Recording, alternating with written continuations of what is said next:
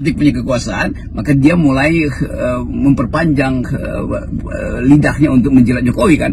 Jadi memang Bahlil bukan sebagai pribadi tapi sebagai ketua umum Golkar memperlihatkan dengan baik bahwa dia adalah petugas dari Joko Widodo. Nah, kalau Joko Widodo itu tidak dinyatakan sebagai raja, tentu bagi Bahlil itu kurang cukup jilatisasinya kan.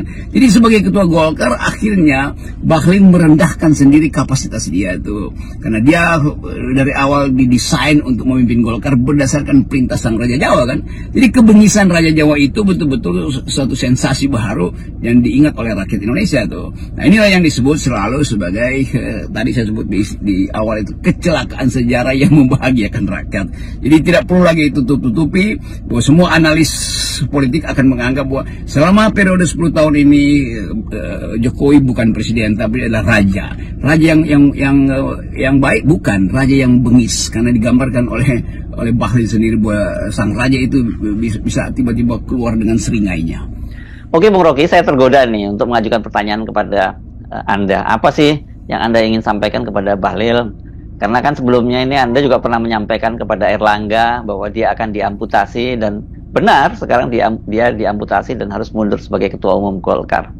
Oh, tentu saja saya mengucapkan selamat pada Pak Bahlil sebagai pimpinan Golkar yang baru, dan tidak perlu ada basa-basi untuk mengatakan bahwa Golkar memang sedang disudutkan oleh sejarah untuk jadi korban pertama dari raja yang bengis itu kan. Dan mungkin sekali Pak Jokowi lagi menahan amarah pada Bahlil, dan Bahlil lagi berupaya cari siasat untuk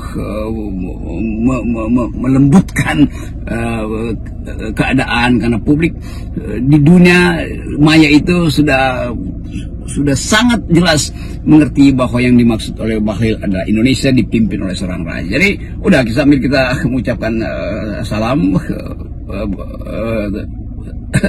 sukses bagi Bahlil sebagai ketua Golkar yang baru, tetapi sekaligus kita ucapkan terima kasih karena Bahlil membuka rahasia istana bahwa selama ini memang istana kepresidenan itu tidak dihuni oleh seorang presiden, tapi dihuni oleh seorang tiran, oleh seorang despot.